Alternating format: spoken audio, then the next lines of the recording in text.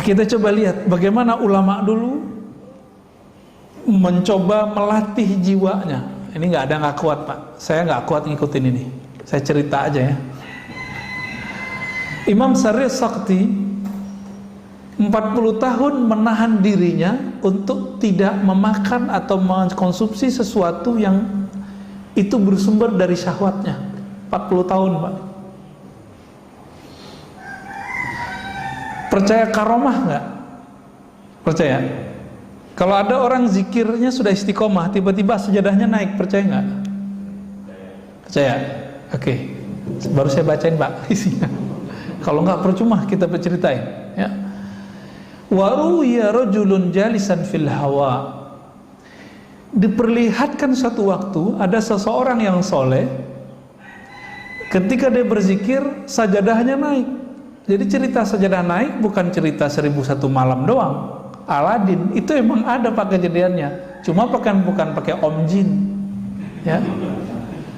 Faqila lahu bimanilta hadza.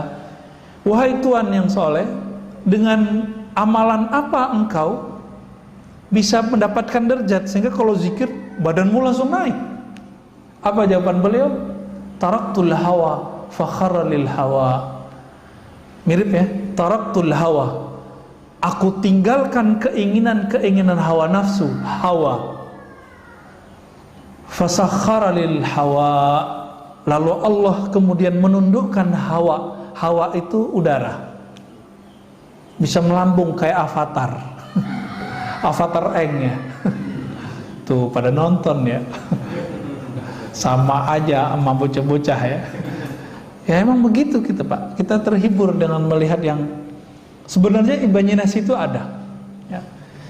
Dulu saya punya seorang guru.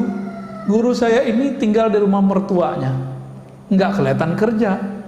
Mertuanya marah. Kesel sama dia. Kayak jadi beban. Padahal banyak orang yang menghantarkan rezeki ke sana. Ada yang berobat, ada yang minta doa, ada yang minta ngaji. Ini guru saya nggak pernah ninggalin sholat duha. Tidak pernah ninggalin tahajud. Setiap hari sholat tasbih. Ada yang setiap hari Pak sholat tasbih? Bawa tasbih aja enggak. Zikir pagi sore aja boro-boro. Ini tiap hari deh. Saya pernah ngikutin beliau waktu masih umur 12-13 tahun. Sholat semalam 100 rakaat Pak, saya pernah ngikutin 100 rakaat. Untung ayatnya kuliah kulhu Pak. Kalau enggak gempor juga kita ya. Di saat mertuanya bersuuzon, biasa orang kalau sudah umur agak tua kan kalau malam-malam bangun jam 2 dia bangun mau buang air kecil. Rumahnya rumah panggung, mau turun. Karena tempat zikir itu enggak ada bisa di kamar, dia zikir di belakang ruang tamu. Masuk ruang tamu belakangnya. Ketika dibuka pintu oleh si mertua, dia lihat noleh kiri kanan, kaget. Pas ngeliat ke kanan, itu sajadah udah nyundul ke atas kepalanya. Jadi kepala orang yang duduk di atas sajadah, pas dilihat siapa? Dikirain hantu Pak. Ternyata mantunya. Mau pingsan. Semenjak saat itu dia nggak berani lagi menyindir, ya, ngata-ngatain. Di kampung saya itu kata-kata sindiran itu betul-betul dahsyat, ya. Dunia kata-kata di sana tuh, orang pinter ngomong situ, ya. Sampai dosen kita di salah satu kampus di Jakarta, saya tanya, Prof, kok nggak pulang kampung? Oh nggak kuat, nggak tahan sama kritik orang kampung katanya. Udah biasa di sini dicium tangan, ya kan, orang Jawa, orang Betawi, orang Sunda kan, jangankan guru ngaji, guru kimia aja dicium tangannya, ya kan? Tiba-tiba ada ustadz bilang cium tangan sama dengan menyembah guru, nisfus sujud. Dia nggak ngerti budaya, dia coba akal-akalin budaya orang dengan pemahaman yang dangkal. Nah, ini yang kemudian jadi panutan orang hari ini.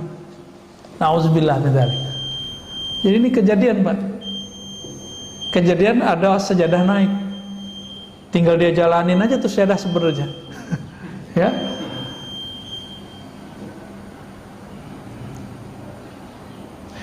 Jadi ibadah paling tinggi apa? Bukan banyak sholat, Pak. Apa ibadah paling tinggi? Zikir enggak juga. Ibadah paling tinggi melawan hawa nafsu. Itu ibadah paling tinggi. Kalau sudah sanggup sampai ke sana, maka ruhnya kemudian merdeka. Jadi bagaimana cara memerdekakan ruh? Lawan hawa nafsu kita. Itu ibadah badan, ibadah jiwa. Tapi ada ibadah lain, yaitu ibadah ruh. Kalau ruh, ibadah tertingginya apa? Bermakrifat kepada Allah, mengenal Allah Subhanahu wa ta'ala. Itulah sebabnya kenapa orang ngaji satu bab ilmu itu lebih afdol daripada sholat 1000 rakaat. Karena bisa jadi yang sholat 1000 rakaat tidak mengenal Allah, sedangkan yang ngaji cuma satu bab membuat dia mengenal Allah. Ini nanti syuruk nih. Antum yang belum paham juga pasti sholat syuruk duluan, gak mau dengerin ngaji, tinggalin aja. Nanti coba kita lihat aja, Pak. Udah jelas ini lebih afdol dari 1000 rakaat, masih kejar 2 rakaat syuruk. Katanya Ustadz, itu haji dan umrah sempurna. Lah itu kan hadis nggak sahih. Yang sahih kan ini. Itu hadis paling tinggi cuma hasan li ghairihi. Nggak sampai Pak sahih. Tapi kita doyan, kita ini mohon maaf, terobsesi mengejar pahala. Lupa bahwa pahala tertinggi itu ada di ruh. Ruh kita, karakternya cuma satu aja, dia suka mencari ilmu. Bapak kalau nggak ada ruhnya bercahaya ini nggak akan berani duduk lama di masjid, pasti takut corona. Ya gak? Tapi karena ruhnya itu kuat, kita dibentengi Allah, Pak, tenang aja, Allah bentengi. Orang kalau nggak takut corona, apa yang terjadi? Karena hobi dengan nafsnya, rame Pak mall. Malam tadi saya kan belum sempat tidur kecuali di mobil nih tadi, karena ada yang nganter pulang. Tahu-tahu udah nyampe aja di rumah jam 3:30 ya. Jam 2:30 kita jalan dari Jakarta Timur dekat Bekasi, nyampe di rumah 3:30. Ya, itu aja tidur aja tadi tuh 1 jam ya, 1 jam kurang malah. Ketika saya tidak mengikuti gerakan ruh, saya malas loh Pak kesini. Kenapa? Mendingan tidur. Ya. Saat kita jalan malam-malam itu, orang masih ramai Pak di luar. Nggak ada orang takut corona hari ini. Orang takut karena tidak keluar, dia tidak bahagia. Jadi kehendak nafs aja bisa mengalahkan takut corona. Masa kehendak ruh kalah? Tapi ya buktinya begitulah ya. Cuma ya masjid kita jangan penuh-penuh amat, ntar jadi ramai juga Pak. Udah begini-gini aja udah. Ya segitu-gitu udah cukup lah, alhamdulillah. Apa kata Imam Ibrahim Al-Khawas? Man taraka syahwatan falam yajid samarata tarkiha fi qalbihi fahuwa kadhib. Orang yang mencoba meninggalkan salah satu kehendak nafsunya, tapi tidak ada efek rasa manis di dalam jiwanya, berarti dia masih belum sungguh-sungguh. Fahuwa kadzib. Contohnya nih, puasa, terasa lelah, terasa jadi beban, berarti puasanya belum sungguh-sungguh. Kapan puasa terasa nikmat? Kalau sudah sungguh-sungguh. Ini Allah kenapa Pak kasih kita amalan puasa? Karena kalau nggak dikasih puasa, satu teguk pertama waktu berbuka itu nggak akan pernah kita ingat. Jadi supaya kita menghargai satu teguk itu, Allah suruh kita berpuasa dari terbit fajar sampai terbenam matahari. Maka orang-orang yang sering menahan kehendak nafsnya, jiwanya itu, dia akan menikmati hidup di dunia meskipun dapatnya sedikit. Tapi orang yang mengikuti, menuruti semua keinginannya, mau dikasih berapa aja nggak akan puas. Ya.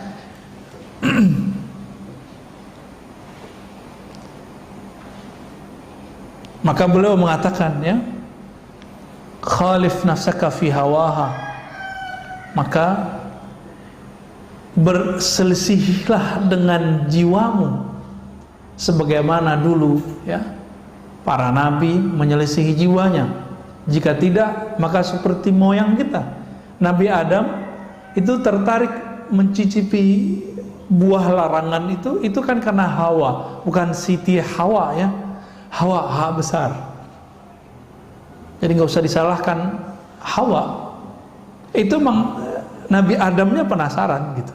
Tapi itu semua skenario, ya. Skenario kenapa? Sebelum itu terjadi, Allah sudah ngomong Allah sudah sounding kepada malaikat. Hai para malaikat, aku hendak menjadikan khalifah di muka bumi. Lalu dibuatlah skenario perseteruan antara setan, iblis dengan Nabi Adam. Jadi kita nggak perlu menyalahkan Nabi Adam seperti yang terjadi dalam agama-agama lain, ya. Nggak usah Pak, santai aja kita, ya. Kalau nggak begitu kita nggak akan tahu masjid hari ini, ya. Kalau nggak begitu kita nggak tahu apa nikmatnya tahajud. Nikmat nggak tahajud? Nikmat. Nah, kalau yang udah ngerasain nikmat tahajud berarti udah berhasil meninggalkan nikmatnya tidur, syahwatnya tidur. Kurangi syahwatnya tidur, rasakan nikmatnya tahajud. Kurangi syahwat makan, rasakan nikmatnya makan. Ya. Kalau zikir itu enaknya mata dipejamkan atau dibuka? Dipejamkan. Dibuka apa dipejamkan? Dipejamkan. Kenapa? Semakin saya membuka, maka terganggunya banyak, Pak. Nah, untuk menikmati pandangan batin, tutup mata sejenak. Gitu caranya, tekniknya, ya. Banyak teknik-teknik dalam berzikir. Nah, di sini sangat banyak butuh-butuh beliau, ya.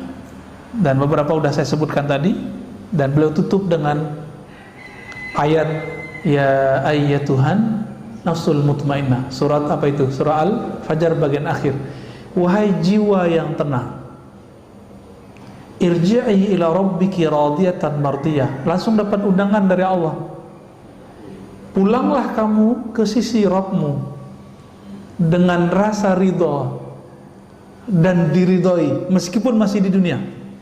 Mereka yang disebut wali, Pak. Jadi wali Allah itu minimal dia radiyah mardiyah.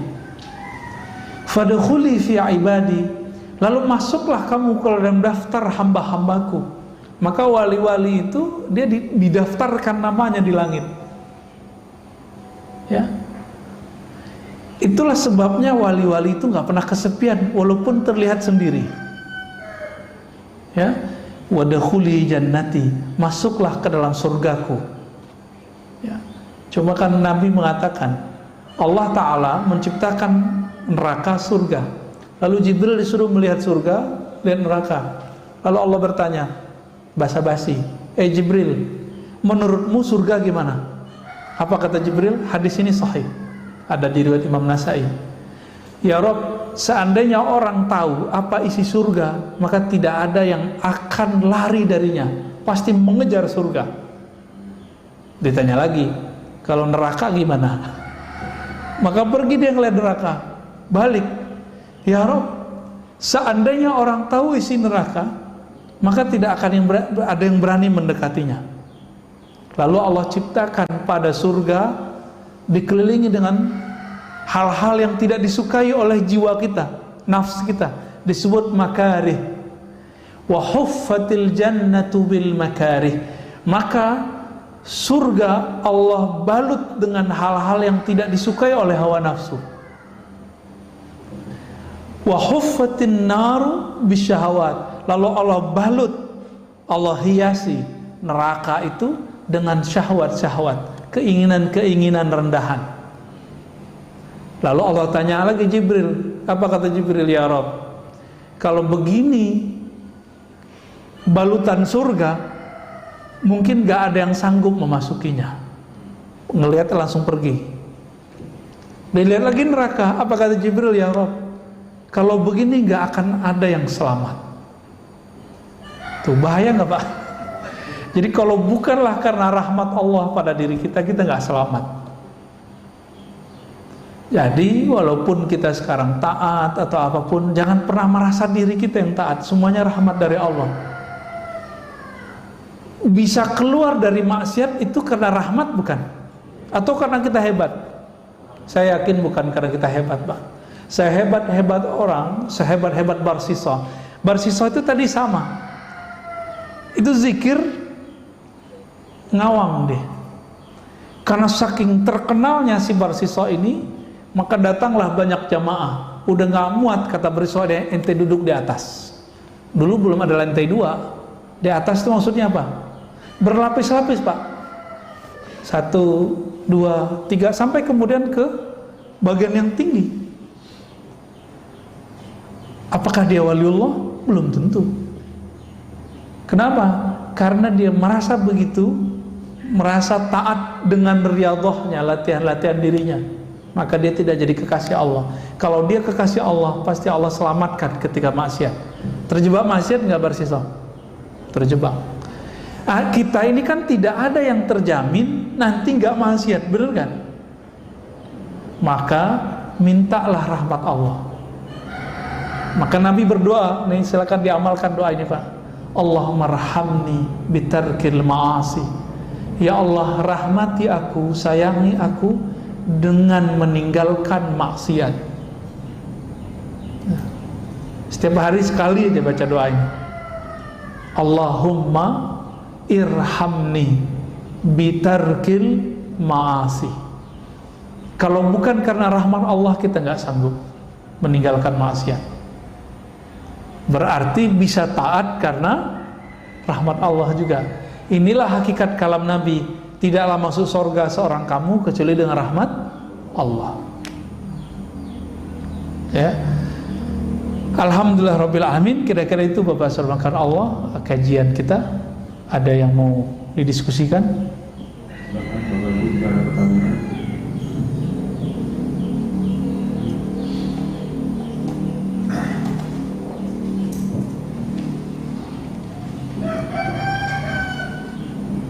Assalamualaikum warahmatullahi wabarakatuh. Assalamualaikum.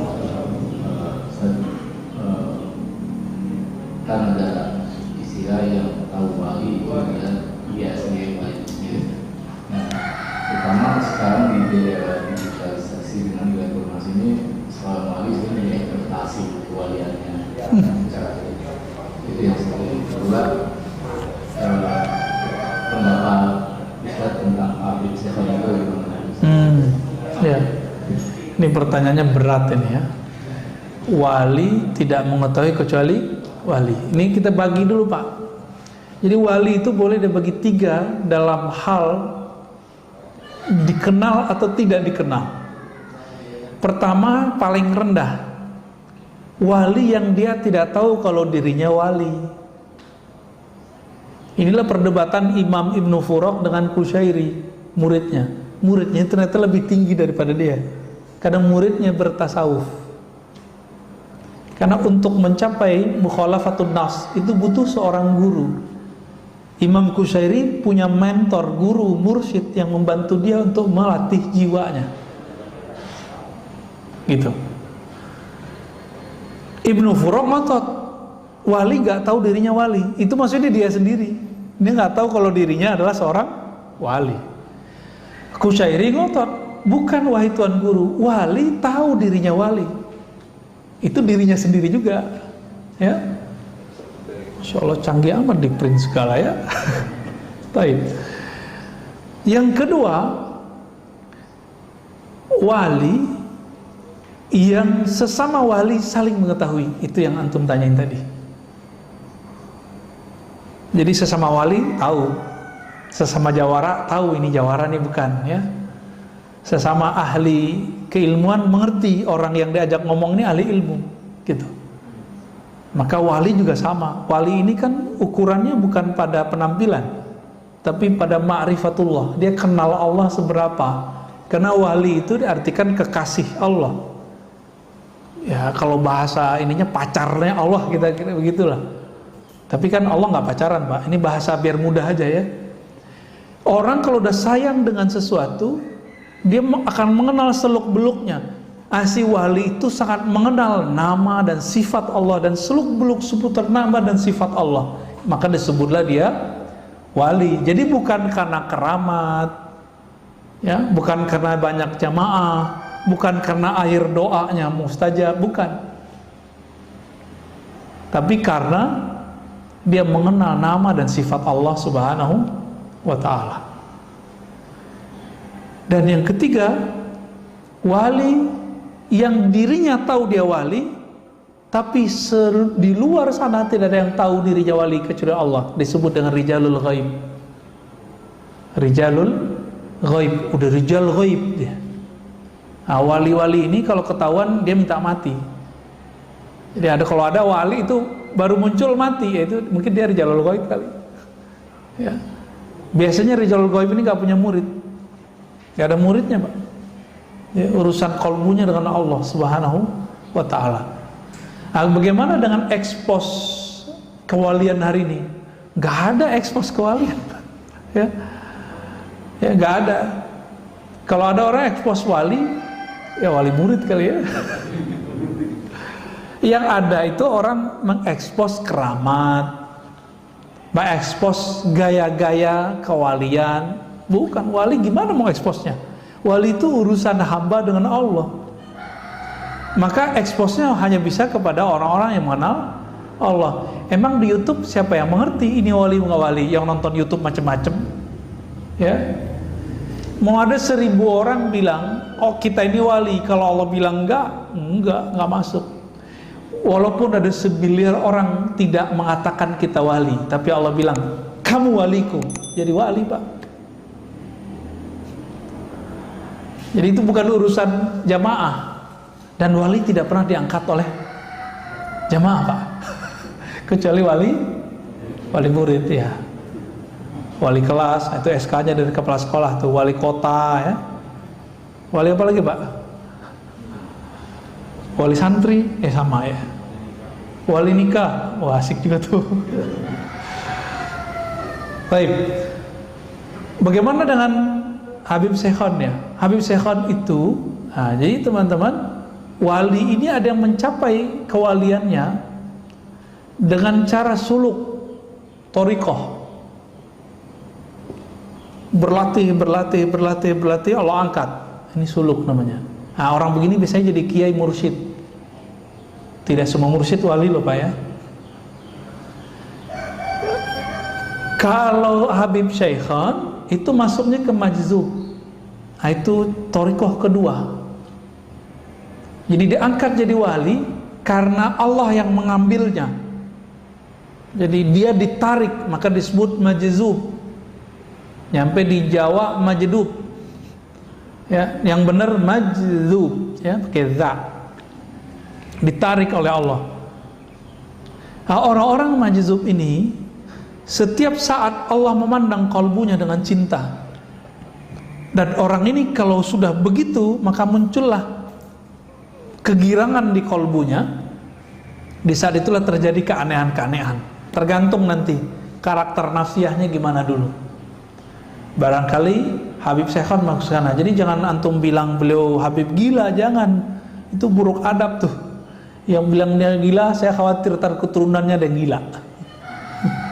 Karena menyakiti seorang wali. Hati-hati ya. Itu Habib Syekhon. Sama dengan Habib Ja'far Allahyarham, sudah meninggal, Al-Kaf ya. Benar, Al-Kaf ya. Itu sama, masuk ke sana tuh. Dikasih panggung lagi sama teman-teman kita santri ya. Itu nggak jelas tuh, Fatihah, itu aja nggak jelas. Tapi bagi dia tuh jelas, bagi kita nggak jelas. Kalau datang sadar biasanya dia ngomong kayak orang biasa. Nah, ini namanya ahwal. Jadi ahwalnya kalau datang, ahwal itu artinya kondisi-kondisi rohani yang dia tidak bisa nahan. Kalau Wan Sehon apa yang terjadi pada beliau? Nyoret-nyoret, Pak. Yang biasa dicoret mobil tuh, orang-orang yang cinta sama mobilnya dicoret-coret mobilnya sama dia. Ya kan? Ada yang dicoret bajunya. Berarti orang ini suka atribut. Jadi ada organisasi tertentu datang ke beliau, sowan, dicoret Pak simbol-simbolnya, karena beliau tahu berhala di dalam kolbu orang ini adalah simbol-simbol itu. Ada yang berhalakan tadi apa? Mobil, ada yang rumah. Rumah aja Pak dicoret-coret sama dia. Nah itu kalau Habib Syekhon lagi datang ahwalnya. Ahwal itu nggak selalu buruk, ada yang baik. Ada saya ketemu wali, kalau datang ahwalnya ini belanja mulu. Kalau dia nggak begitu Pak, bisa gawat ya. Kalamnya nanti bisa kemana-mana. Ada yang diem aja ya. Kalau datang ahwal dikunci pintu dia diem aja. Ada juga yang begitu ya. Wallahu ta'ala alam. Pertanyaannya yang Ustadz izin bertanya, bagaimana dari Bu Dewi Yespita, bagaimana cara melawan rasa ngantuk yang sangat kuat saat tahajud walaupun sudah berwudu berulang kali? Ya gimana nih? Tidurnya lebih awal. Betul, tidurnya lebih awal, itu satu. Yang kedua, kurangi karbo. Karena karbo itu isinya gula. Kalau dalam tubuh ini banyak gula, glukosa, kita bawaannya tidur terus. Coba mulai konsumsi sehat. Indonesia termasuk nomor 1 pada nomor 2 terbesar di dunia penyakit gula. Karena karbo Pak. Jadi kalau bukan nggak makan nasi, nggak makan namanya. Coba itu dibuang deh ya. Kalau nggak makan nasi, nggak makan, buang pikiran itu. Emang makan itu doang, ya? Kan bisa buah, ya kan? Bisa macam-macam. Itu nafsu yang ngomong itu, nafsu yang dijadikan tradisi, nafsu yang dijadikan doktrin. Nah, jangan ngomong begitu. Roti juga hati-hati loh Pak, ya. Roti karbo tuh, jangan banyak-banyak, dikit aja. Dan yang ketiga, hindari maksiat batin. Maksiat batin paling bahaya, sombong, emosional. Nah, pengalaman saya, kalau saya emosi Pak, siangnya, malamnya pasti telat bangun. Udah mepet-mepet ke subuh baru bangun. Itu berarti siangnya saya marahin anak saya, atau marahin istri saya Pak. Atau kesel sama tetangga mana gitu ya. Atau kita jalan, dibela orang, kita balas ngebel orang. Itu ngefek semua. Bukan masalah ngebelnya, tapi di sininya nggak beres. Karena di sini nggak beres, ruh kita kelelahan. Karena dia kelelahan, jiwa kita juga kecapean, dia butuh rehat, tidurnya jadi panjang. Maka kalau ngantuk, tidur aja, jangan dipaksain tahajud. Nanti pas ruku baca Fatihah lagi ya. Jadi cukup, jadi kalau yang begini nih, Bu Dewi Yespita dan mungkin teman-teman sebagian, sholat witir dulu sebelum tidur. Sampai nanti sudah jadi habit, baru nanti dipindahin ke akhir malam jadi tahajud.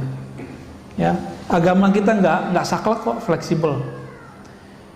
Khawatir nih nggak bisa witir sebelum tidur, udah habis isya setelah sholat sunat langsung witir, boleh. Salah satu guru saya namanya Syekh Ahmad Darwis, ahli hadis, habis isya dia langsung witir. Tapi isyanya lama Pak. Dia isya itu baca Quran 2 juz, 3 juz, kadang 5 juz. Langsung pada keok semua ya. Jadi saya nungguin gitu. Udah 3 juz, nggak selesai beliau. Ya, kalau kita juz alpukat udah 1 juz tuh. Juz apa lagi? Juz mangga gitu ya. Apakah boleh sholat memejamkan mata karena rasanya bisa lebih khusyuk? Memejamkan mata tidak diatur dalam hadis Nabi, tidak juga dalam Al-Quran, tapi masuk ke ranah fikih. Nah, ulama ahli fikih, karena mungkin ada kasus dulu di kalangan para santri, kalau dia pejamkan mata lagi sujud nggak balik-balik Pak. Itu kan kejadian di pesantren. Saya kan 15 tahun Pak tinggal di pesantren, belajar dan mengajar. Itu santri kalau dia merem sujud nggak balik-balik, sujud aja, kita udah assalamualaikum dia masih sujud. Hakon Pak ya, kalau nggak percaya kita lihat. Anak bapak jangan-jangan yang pesantren begitu juga, atau jangan-jangan bapak-bapak ini pernah begitu, ya. Pernah ngantuk pas Ramadan tuh, subuh-subuh nggak balik-balik pas sujud. Ya. Itu terjadi, ya. Jika memejamkan mata membuat tambah syahdu, tambah fokus, maka boleh memejamkan mata. Tapi jika memejamkan mata membuat pikiran kita kemana-mana, maka makruh. Itulah makruh hukumnya. Jadi jangan saklek. Yang paling lucu ada seorang syekh, ya, saya nggak usah sebutnya. Bagi dia memejam mata meniru agama lain. Padahal ada hadisnya. Ya, ada hadisnya Nabi kalau ngajarin zikir Sayyidina Ali, salah satu riwayatnya ghammid ainaik, pejamlah matamu lalu bacalah nama Allah di kalbumu. Ada hadisnya. Jadi pejam mata itu bukan urusan menyerupai. Kita tahu hadis apa enggak, ya. Jadi boleh dengan syarat itu, makruh dengan syarat yang tadi, ya. Pak Ahmad Romli, dalam beberapa kondisi kita terkadang belum bisa berzikir secara fokus karena beberapa kesibukan sehari-hari. Apakah zikir hanya dengan lisan tanpa menghadirkan hati dapat bermanfaat?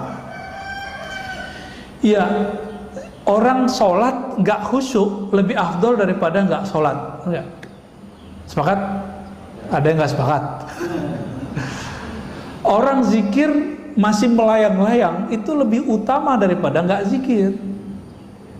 Nah, Ibnu Athaillah itu berkali-kali, ya, mengatakan, tetaplah zikir meskipun kamu masih lalai di qalbumu, karena siapa tahu nanti Allah akan turunkan kalimah di lisanmu jatuh ke dalam qalbumu. Kalau sudah jatuh ke qalbumu, Allah angkat derajatmu dari masuk ke qalbu, nanti Allah buat kita yaqzah, sadar hadir. Dibaca ini yang punya nama hadir terasa dalam diri kita. Begitu terus naik. Itu beliau ingatkan. Bagi Allah semuanya mudah, ya. Bagi kita yang susah, karena kita mikirin pakai ini. Jalan aja Pak zikir. Cuma mesti berguru, ya. Kalau nggak berguru saya nggak jamin bener Pak. Takutnya setan nanti yang membimbing. Kita baca Fatihah aja ada gurunya. Baca Iqra ada gurunya nggak? Tilawati, qiraati. Nanti tamyiz ini terjemahan sama ustadz kita nanti ada gurunya. Masa untuk urusan alam rohani gak ada gurunya? Sombong amat. Ini yang paling lucu, paling repot. Udah kiai, udah profesor di kampus, kiai di pesantren, nggak mau punya mursyid. Bagi dia cukup saya baca kitab. Sombong ente, ya. Imam Ghazali, selevel Imam Ghazali itu masih butuh mursyid Pak. Siapa nama mursyidnya? Abu Ali Al-Farmadi, untuk mengajarkan beliau cara berzikir kepada Allah. Padahal teknik zikir dia udah tahu semua. Cuma teknik ini dia nggak tahu porsinya gimana, bagaimana cara penerapannya. Ketika ketemu Imam Abu Ali Al-Farmadi baru dia tahu caranya. 10 tahun dia berlatih dengan Imam Abu Ali Al-Farmadi. Selevel Ghazali loh. Siapa hari ini profesor yang sehebat Ghazali? Ya. Kata orang kan saya doktor nih. Karena didaulat di kampus jadi doktor, diresmikan. Tapi sampai sekarang secuil kuku Ghazali pun saya belum Pak. Potong nih rambut Ghazali belum sampai saya pada ke makom itu. Saking mulianya ilmu Imam Ghazali itu, ya. Tapi hari ini orang banyak su'ul adab kepada beliau. Cuma karena Imam Ghazali itu menukil beberapa hadis yang dhaif dan tidak sahih dalam Ihya, itu Imam Ghazali dikecengin. Ya, berani Pak, anak-anak muda baru tamat S1, baru gelar LC, SAG, sarjana alam gaib, ya. LC langsung ceramah, MA, doktor mending. Itu berani hari ini ngata-ngatain seorang Imam Ghazali. Dia nggak ngaca dia. Dia cuma ngikutin kata seorang fulan yang meneliti kitab Ghazali, dia kemudian ikut mengata-ngatai Imam Ghazali. Dia sendiri nggak meneliti kok. Saya 2006 masih S1 itu meneliti kitab Imam Ghazali itu. Ternyata nggak seperti yang diceritakan orang. Pas dia teliti, nggak nyampe 100 hadis palsunya, nggak nyampe 50 bahkan. Ada sumbernya semua. Cuma si pengarang-pengarang setelah beliau nggak ketemu riwayat itu, ketemulah 300 hadis tidak ada sumber. Pengarang Imam Iraqi, Imam Subki, tapi belakangan kan enggak. Ya. Jadi tetap zikir lisan meskipun tidak hadir hatinya. Coba cari guru, nanti bimbing antum insyaallah. Terakhir, apakah masuk surga, masuk neraka itu takdir mubram? Mubram itu takdir yang tidak bisa dirubah. Enggak. Masuk surga, masuk neraka itu takdir mu'allaq, masih digantung oleh Allah, kehendak Allah. Tapi ingat, Allah punya hak yang unlimited, namanya jaiz. Kita kalau belajar sifat Allah, ada yang wajib, ada yang mustahil, ada satu lagi Pak, jaiz. Jaiz ini meliputi semua nama-nama dan sifat Allah. Jadi Allah tidak ada yang boleh mensetirnya. Allah itu bebas. Nah, maka dikatakan dalam hadis yang Ibnu Mas'ud, ada orang beramal seperti amal ahli surga, tapi telah ditetapkan di sisi Allah dia beramal dengan ahli neraka, mati masuk neraka. Ibnu Daqiq al-Id menemukan apa sebabnya, urusan kolbu. Jadi dia taat baru di zahirnya, belum taat sampai ke dalam kolbunya.